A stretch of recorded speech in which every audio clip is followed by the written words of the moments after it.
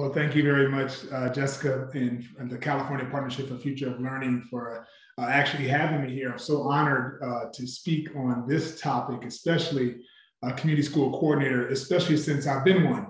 And so I think about that on this topic. I'm not sure if everybody, that you all even realize that part of my background in coming to this role as the National Director for the Coalition for Community School, which I see as a coordinating role also, but to speak on the topic of coordinating community schools with you all is a great honor and pleasure. And I am so delighted to be with some esteemed other presenters with me, from young people and organizers and other folks in different levels of their professions. So I want to thank you on that piece right here. A little bit about me. I talked about being a coordinator role, going on close to 30 years now of actually organizing and coordinating.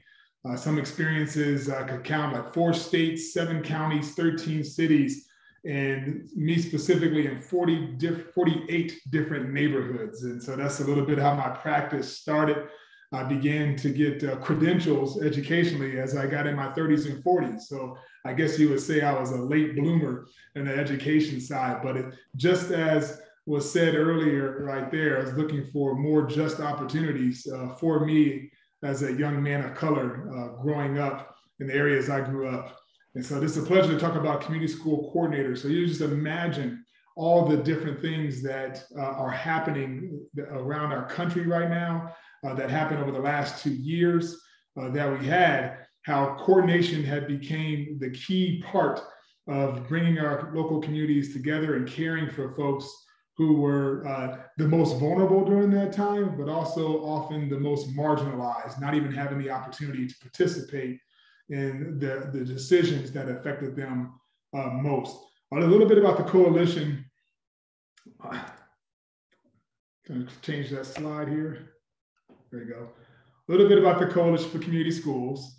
So we are a national organization that this is our 25th year now, and was brought together by unions and universities and nonprofit organizations to really just build a big tent of folks who were professionals in community schools, but also community school enthusiasts. So we have a huge role right now as advocating for all of us in the federal government, but also mobilizing all the advocacy across the country and really learning from those doing the work right now. I had a chance of participating from a local standpoint in the coalition and later in the networks as a co-chair, and now honored in this position. But what we're really looking for and what we hope for is just for our whole country right here to leverage everything that they have and all who they are on behalf of our children. And our mission is right there, is just really to unite folks. So folks sometimes miss this, that community schools isn't even our hope, our vision, and our mission, but it's actually the instrument, the vehicle that we see will get us there. And when we talk about community schools, we really talk about schools that truly become the center of their community, their neighborhoods.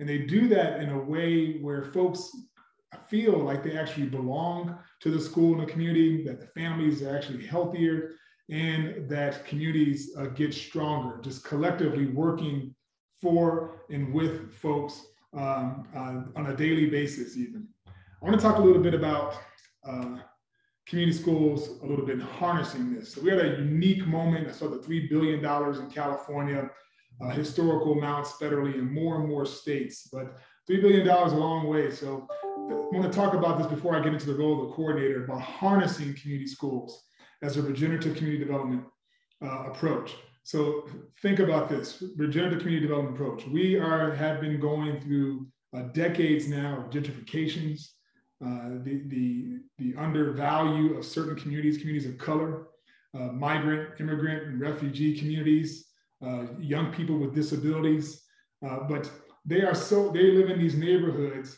across the country, across your state. Now there's some policies being made with these core anchor institutions, but there's this great divide between them.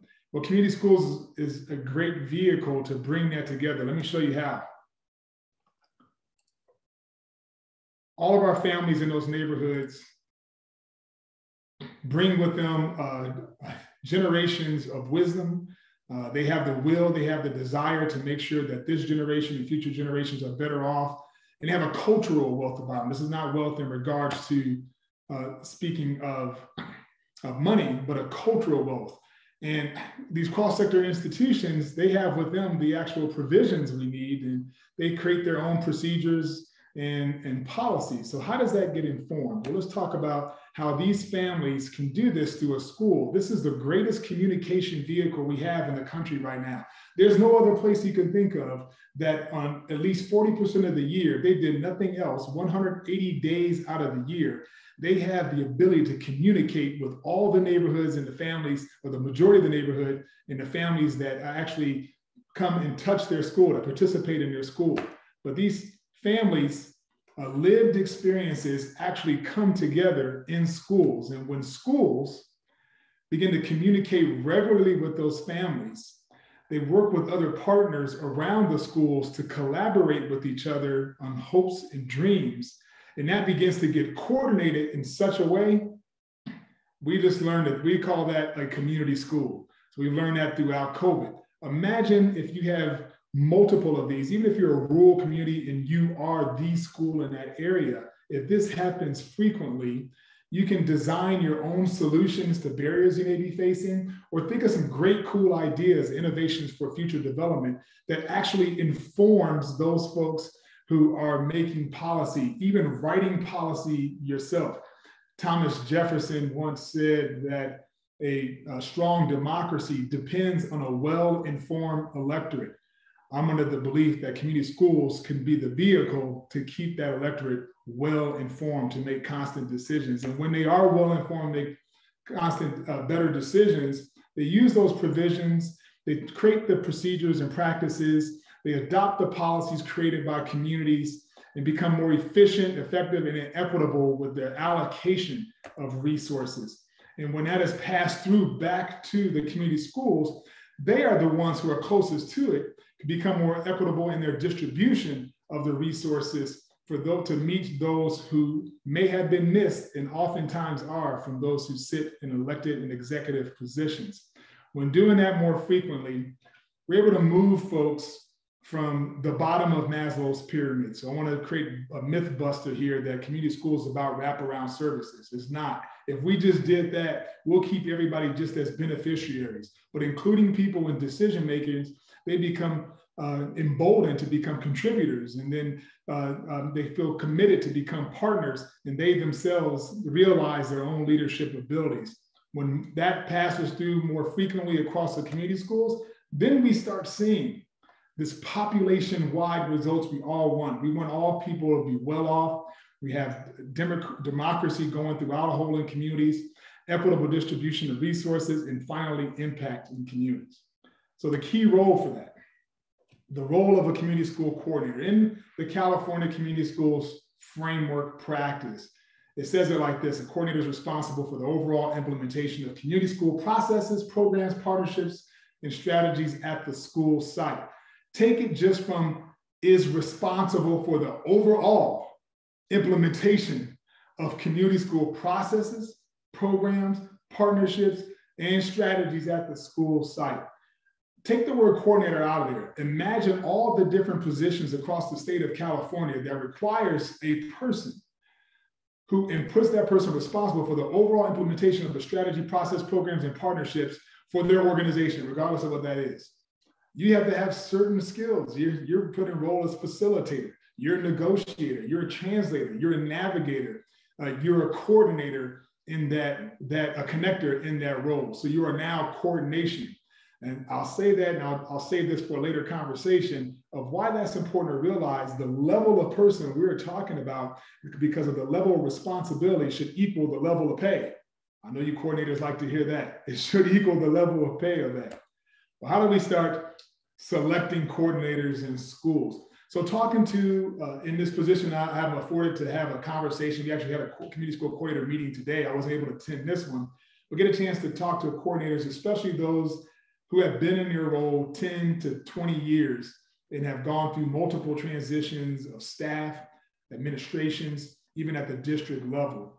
And here's some of the skills that we noticed and learned as we worked with universities to talk to them and start evaluating some of the ones that folks say are really good coordinators. some of the knowledge that they acquire throughout their 10 to 20 years and the dispositions that they have when doing the things that the California framework is asking of you. So I just want to kind of just highlight some of the skills, knowledge, and dispositions. I'd like to have a conversation about this a little bit later in our call here. So what we want to do is create a critical mass of these. So there's about 100,000 schools in America right now. We have a hefty goal of 25,000 community schools by 2025. And why that is because under the critical mass theory, it says that you need about 25 to 30% of something to work really well. And if it does that, you achieve that within a time frame, a small time frame, your chances of the whole system working that way are better off. So we need a mass system of coordination, and we need a critical mass, and that 25,000 is that critical mass, 25 to 30%. And this just talks about how we'll get there and what our role is as a coalition. Now we have a very important family reunion coming up in June 1st through 3rd in Los Angeles, California. Right now, I believe we have just over 430 Californians registered out of 3,000 people. So you're gonna get a chance to meet with other coordinators and other professionals, regardless of what role you're in almost every state. So we're hoping to see you soon there. Thanks so much. Looking forward to the conversation.